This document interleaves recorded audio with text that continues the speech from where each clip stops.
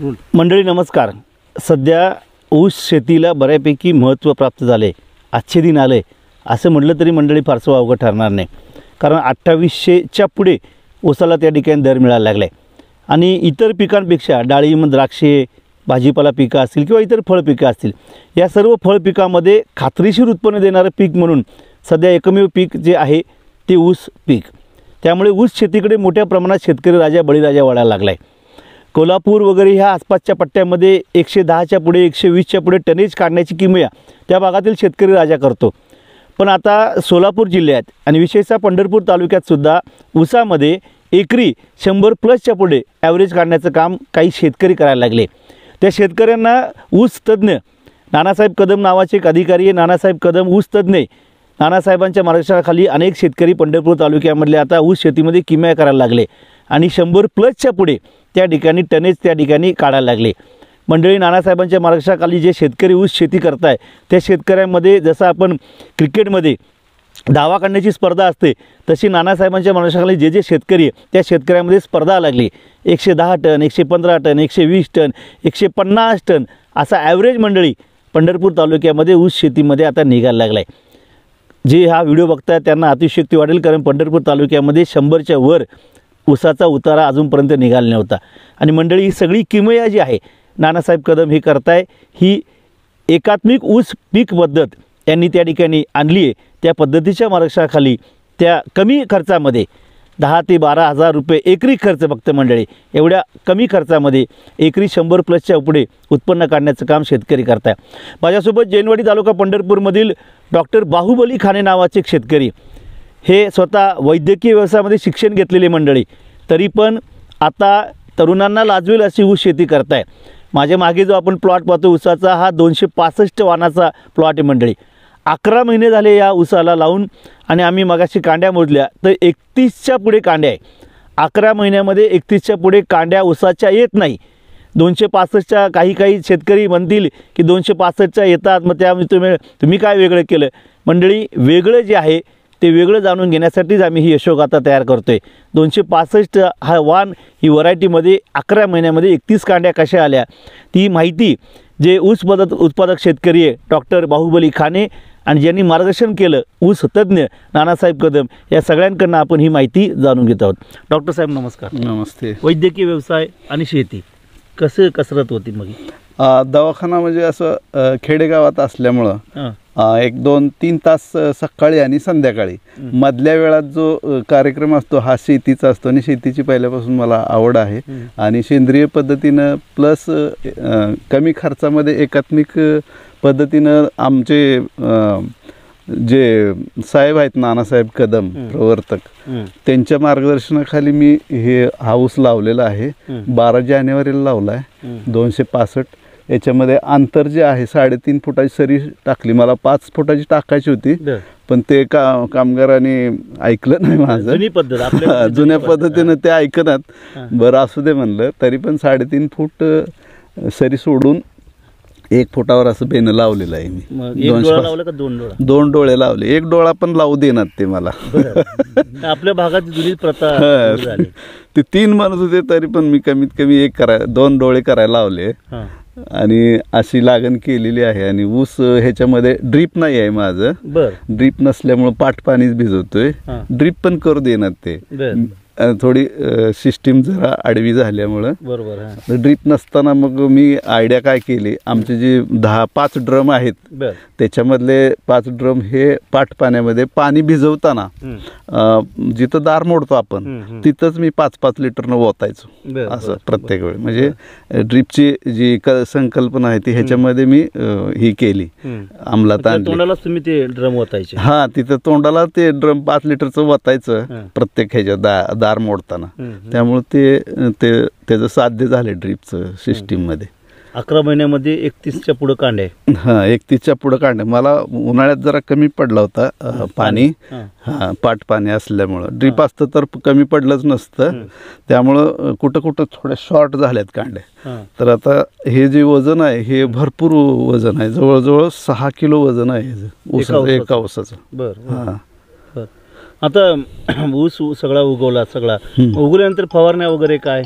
फवारणी काय नाही, खुरपून एकदा घेतलं होतं.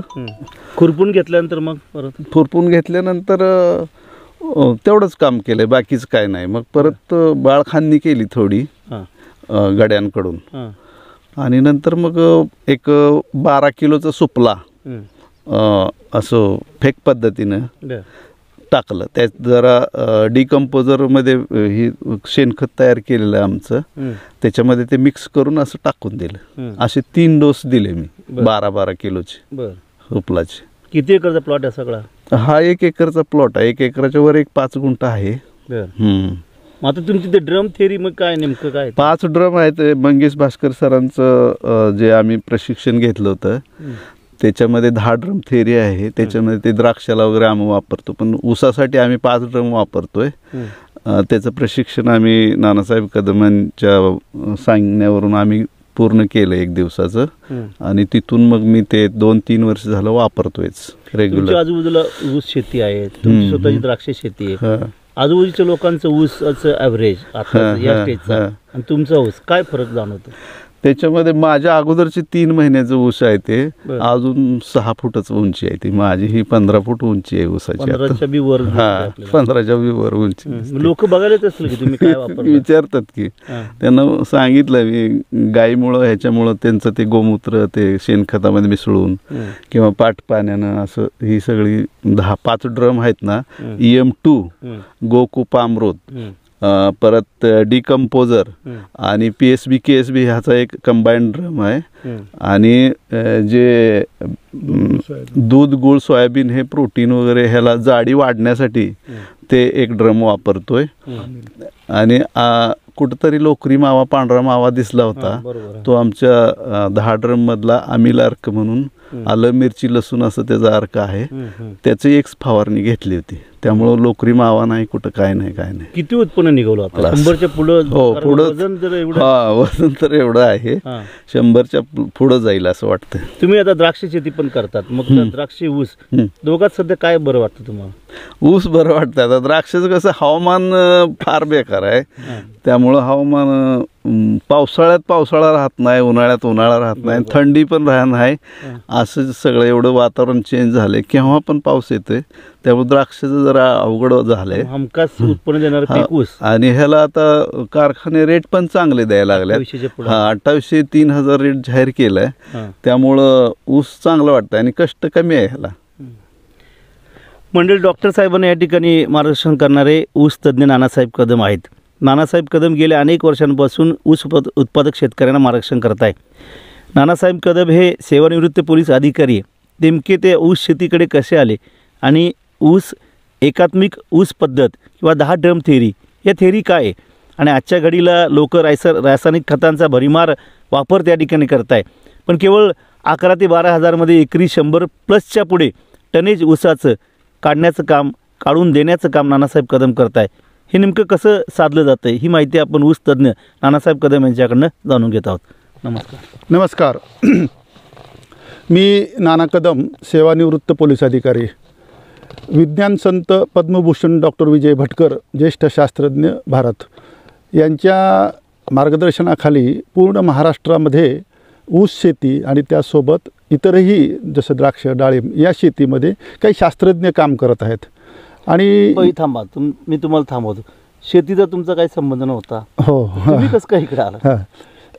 अतिशय योग्य प्रश्न सरांनी विचारला मला की तुमच्याकडे शेती नाही, तुम्ही BSc ॲग्री नाही, तरीसुद्धा तुम्ही शेतीशास्त्राकडे कसे वळलात?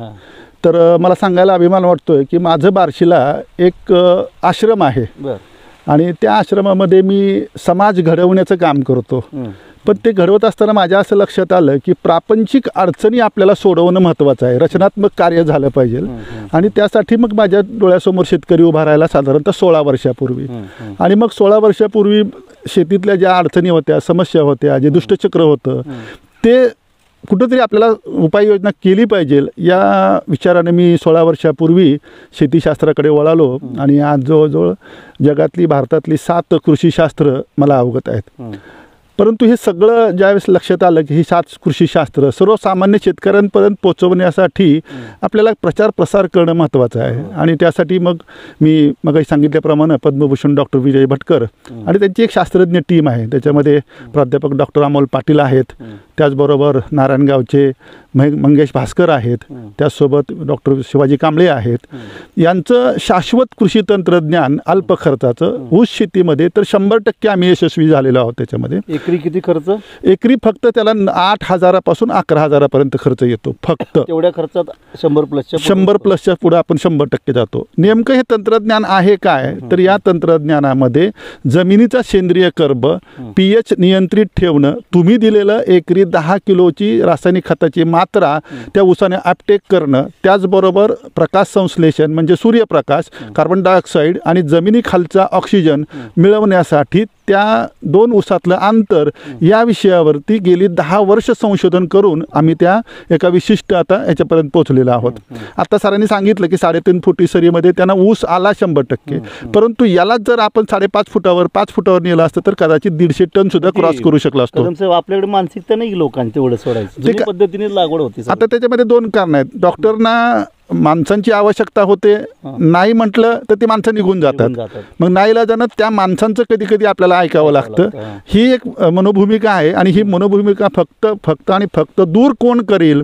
आता सगळेजण म्हणतात की ऊस शेती धोक्यात आली, साखर कारखानदारी धोक्यात आली. मग याच्यावरती उपाययोजना काय? साखर कारखानदारी धोक्यात येण्याचं कारण काय? तर गेल्या वर्षी अति पाऊस झाला म्हणून ऊसाचं उत्पादन कमी, यावर्षी कमी पाऊस झाला म्हणून उत्पादन कमी.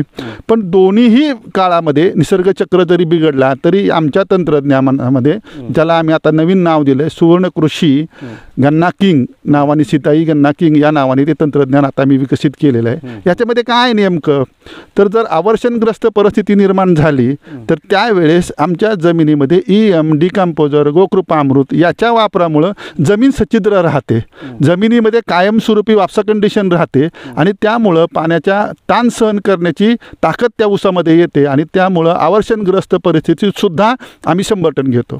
दुसरा मुद्दा, ज्यावेळेस मोठ्या प्रमाणात नैसर्गिक आपत्ती येते त्यावेळेस पाण्याचा मोठ्या प्रमाणात पाऊस पडतो, तर त्याही वेळेमध्ये आमची जमीन सच्छिद्र असल्यामुळं जेवढा पाऊस पडतो तो सगळा पाऊस तो जमिनीमध्ये मुरतो आणि परत आमची जमीन पहिल्यासारखी वापसा कंडिशनमध्ये राहतं. आणि सगळ्यात महत्त्वाचं, अति पावसामुळं जमिनीखालचं ऑक्सिजन ऊसाला न मिळाल्यामुळं बरंचसं उत्पादन घटतं, परंतु तो प्रकार आमच्याकडे होत नाही. आमच्याकडं कायमस्वरूपी जमीन सच्छिद्र असल्यामुळं जमिनीखालचा ऑक्सिजन ऊसाला उपलब्ध होतो, त्या मुळांना उपलब्ध होतो आणि त्यामुळं आम्हाला दोन्ही परिस्थितीमध्ये हे आम्हाला खूप लाभदायक तंत्रज्ञान ठरलेलं आहे. आत्ता म्हटल्याप्रमाणे भारतीय ऊस कारखानदारी आणि त्याचबरोबर ऊस उत्पादक शेतकरी यांना या 2 परिस्थितीचा सामना करत असताना कारखानदारी बंद करायची वेळ आली आहे. आणि अब्जावधी रुपयाची ही जी काही आपली गुंतवणूक आहे याला जर धोका न पोचवायचा असेल तर साखर कारखानदारांनी सगळ्यांनी मिळून, त्याच्यामध्ये मी तर थोडंसं विनंतीपूर्वक आवाहन करेन, आपल्या VSI वसंतदादा शुगर इन्स्टिट्यूट असेल, डेक्कन शुगर इन्स्टिट्यूट असेल, वेजमा नावाची एक संस्था आहे, त्यांना सगळ्या विद्यापीठांना, पाडेगाव संशोधन केंद्राला, की आम्ही जे तंत्रज्ञान 10 वर्ष झालं विकसित केलं आहे भटकर सरांच्या मार्गदर्शनाखाली, या तंत्रज्ञानाचा तुम्ही वैज्ञानिक पृथक्करण करून त्याचा खरं खोटेपणाचा निश्चित तुम्ही आमच्याकडून हे घ्यायला हरकत नाही. आम्ही ते तुमच्याकडे सादर करायला तयार आहोत की जेणेकरून महाराष्ट्रातल्या ऊस उत्पादक शेतकऱ्याला एक चांगलं तंत्रज्ञान मिळेल. आणि मी जे 17 वर्षापूर्वी ठरवलं की मला शेतीशास्त्रामध्ये काम करायचं आहे, मला शेतकऱ्यांसाठी काम करायचं आहे आणि हे ईश्वरीय पवित्र कार्य म्हणून मी हाती घेतलं आणि त्याचा आज निश्चित वटवृक्ष झाला आहे हे सांगायला मला आनंद वाटतो. तंत्रज्ञान जे तुम्ही सांगितलं, सीताई काय सांगितलं? सुवर्ण कृषी सीताई गन्ना किंग स्प्लिट फर्टिगेशन टेक्नॉलॉजी. समजा तर एखाद्या शेतकऱ्याला घ्यायची म्हटले तर कसं त्याने घ्यायचं, किती खर्च येत होता? त्याचा खर्च वगैरे काही आम्ही सांगत नाही, त्याचा खर्च कुठला नाही, फक्त त्या ऊस उत्पादक शेतकऱ्यांनी आमच्याकडं अर्ज करायचा. आम्ही एक फॉर्म छापलाय, त्या फॉर्मवरती त्याला सभासद करून घेतो आणि त्या सभासद झालेल्या शेतकऱ्याला आम्ही वर्षभर वेगवेगळ्या पद्धतीनं त्याच्या बांधावर जाऊन सुद्धा आम्ही एक चांगले मार्गदर्शन करू शकतो, अशी परिस्थिती महाराष्ट्रात निर्माण केली. उदाहरणार्थ समजा जैनवाडीच्या पंचक्रोशीत जर कोणाला घ्यायचं असेल तर आमचे डॉक्टर उभे आहेत, तिकडे सरकोली भागात, असं महाराष्ट्रातल्या प्रत्येक तालुक्यामध्ये प्रत्येक जिल्ह्यामध्ये आमचे शेतकरी आता सगळीकडे उपलब्ध आहेत. ते शेतकरी माझ्या प्रेमापोटी तिथं जाऊन त्यांना प्रशिक्षण देत आहेत.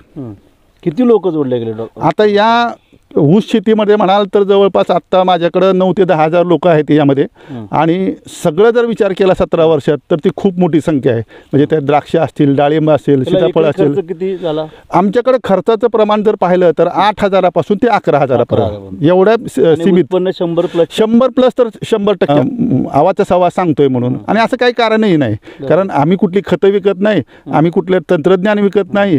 जे काय आहे ते पारदर्शी पण आहे सगळा सेंद्रिय आणि प्लस त्याला एकात्मिक म्हणून आहे. रासायनिक खताचा वापर हा कमीत कमी कसा करता येईल, कारण रासायनिक खताचा अशास्त्रीय वापर झाला म्हणून आपले तंत्रज्ञान थोडंसं लोकांना रासायनिक खताचं तंत्रज्ञान थोडंसं जमिनी खराब झाल्या त्याच्यामुळं आणि ते बदनाम झालं. तर त्याचा मात्रा जर आपण कमी ठेवल्या म्हणून डॉक्टर पाटलांनी जे विकसित केलं आहे एकरी 10 किलोची मात्रा पुरेशी आहे आणि ते जमिनीत पडून राहत नाही. आणि स्प्लिट पद्धतीने म्हणजे एका रविवारी तुम्ही DAP दिला, एका रविवारी पुढच्या रविवारी तुम्ही युरिया द्यायचा आहे. आणि सगळ्यात महत्त्वाचा मुद्दा, या रासायनिक शेतीला आम्ही जोड जी दिली ती जोड म्हणजे ह्या 4-5 ड्रमची. आता जे नावं सांगितले सरांनी, हे 5 ड्रम अतिशय उत्तम काम करतात जमीन भुसभुशीत करण्यासाठी, सेंद्रिय कर्ब वाढवण्यासाठी, जमिनीचा पाण्याचा pH मेंटेन करण्यासाठी, सूर्यप्रकाश उपलब्ध होण्यासाठी, ऑक्सिजन, कार्बन डायऑक्साईड ह्या सगळ्या गोष्टी त्याच्यामध्ये मेंटेन होतात. म्हणून खरं तर या शास्त्रज्ञांचं कौतुक करावं तेवढं कमीच आहे. पण त्याचाही त्यांनीही 10-10 वर्ष घातलेले. आणि दुसरं कौतुक तुमचं आणि तिसरं कौतुक शेतकऱ्यांचं. शेतकरी भले ते जैनवाडीतला एकच शेतकरी असू द्या माझा, मला त्याचं काही दुःख नाही, परंतु असे एक शेतकरी निश्चित पुढे जाऊन भविष्यात महाराष्ट्राचं उज्ज्वल भवितव्य आणि भारत हा कृषीप्रधान देश आहे, या कृषीप्रधान देशामध्ये शेतीला चांगलं महत्त्व येईल असं मला या ठिकाणी आवर्जून नमूद करावं असं वाटतंय. धन्यवाद. आता डॉक्टर साहेब ते 10 ड्रम्स वगैरे सांगितले, त्यात सगळे असे वेगवेगळे पदार्थ आहे, ते पदार्थ उपलब्ध होतात का मग सगळे? हो, बेसिक त्याची किमती फार नाहीत आहे. EM आहे तो 350 रुपये लिटर मिळतो. हां, आणि ते एकदा 5 लिटर आणलं की काम संपलं. एकीकडे वर्षभर पुरतंय ते. एकीकडे तुमच्या आजवर रासायनिक खतांचे डोस टाकणारे शेतकरी आणि एकीकडे तुम्ही हे सगळं पद्धत वापरताय. रासायनिक वाल्यांचा रिझल्ट फास्ट मिळतो, तुमचा रिझल्ट थोडा हळूहळू मिळत असेल? हळू अजिबात नाही, त्याच्यापेक्षा फास्ट रिझल्ट मिळतो. आता तुम्ही बघताय माझ्यापेक्षा 3 महिन्याचा ऊस अगोदरचा आहे, पण तो 5-6 फुटावर गेलाय. आमचं 15-16 आणि ह्याच्यामध्ये बघा ग्रीनरी किती आहे ह्याच्यामध्ये आणि पानं किती मोठी आहे ती. आणि कांड्यांची लांबी जवळजवळ 9-8-9 इंच आहे कांड्याची लांबी. जाडीलाही भरपूर, जाडी पण मोठी आहे. त्यामुळे जमिनीत जे पडलेलं आहे ते उपलब्ध ह्या 5 ड्रममुळं होत आहे आणि जमीन सच्छिद्र राहते. त्यामुळं ऊस वर भरपूर वाढतोय. समाधानी आहात का तुम्ही? एकदम नवीन वापरलं एकदम. बाकीचे 40-40 हजार रुपये खर्च करतात ऊसाला एकराला. तुमचा किती एकरात किती खर्च होतो? मी 10-11 हजार पुढे नाही गेलो. 11,000मध्ये 100+ पुढे उत्पादन. हो. आता 11व्या महिन्यामध्ये कदम साहेब 30-31 कांडे आहे. यस. अजून किती कांड्या वाढतील? आता हा 265चा ऊस जनरली 15 महिन्यापर्यंत ठेवतात. आता यावर्षी कारखान्याचं कदाचित गाळप लवकर संपण्याची शक्यता आहे. म्हणून जानेवारी-फेब्रुवारीपर्यंत किंवा मार्चपर्यंत जर आम्ही गेलो तर आणखी कमीत कमी 6 ते 7 कांड्या वाढतील. म्हणजे 37 ते 38 कांड्या आणि जाडी ह्या दोन्ही गोष्टी जर धरल्या तर 8 ते 9 किलो वजन होण्याची शक्यता नाकारता येत नाही. आणि मी तर त्यावेळेस तुम्हाला परत विनंती करेन, ज्या दिवशी हार्वेस्टिंग होईल त्या दिवशी परत आपण एकदा याचा व्हिडिओ काढू आणि नेमकं काय घडलं, वस्तुस्थिती काय हे तुम्ही जाणून घ्या आणि ती लोकांसमोर आपण मांडूया. तर मंडळी, आपण पाहिलं ऊस तज्ज्ञ नानासाहेब कदम आणि ज्यांनी नानासाहेबांच्या मार्गदर्शनाखाली ऊस पिकवला ते डॉक्टर बाहुबली खाने साहेब यांच्याकडनं आपण माहिती घेतली. एकीकडे रासायनिक खतांचं भडीमार वापर करून शेतकरी त्या ठिकाणी शेती करतोय, जास्त पीक काढण्याच्या मागे त्या ठिकाणी पळायला लागला आहे. पण दुसरीकडे दुसऱ्या बाजूला नानासाहेब कदम असतील किंवा डॉक्टर बाहुबली खाने असतील, हे शेतकरी दोन्ही मंडळी आता त्या ठिकाणी वयस्कर शेतकरी दोन्ही या ठिकाणी वेगवेगळी थेरपी, ऊस एकात्मिक पीक पद्धत असेल किंवा रासायनिक खतं सगळ्याचा संगम घालून 10 ड्रम थेरी वगैरे असं सगळं एकत्र करून त्या ठिकाणी पारंपरिक शेती जपण्याचं काम हे त्या ठिकाणी करताय आणि कमी खर्चामध्ये जास्त उत्पन्न काढण्याचं काम करताय. डॉक्टर खाने साहेबांनी सांगितलं फक्त 10 ते 11 हजार माझा खर्च आला.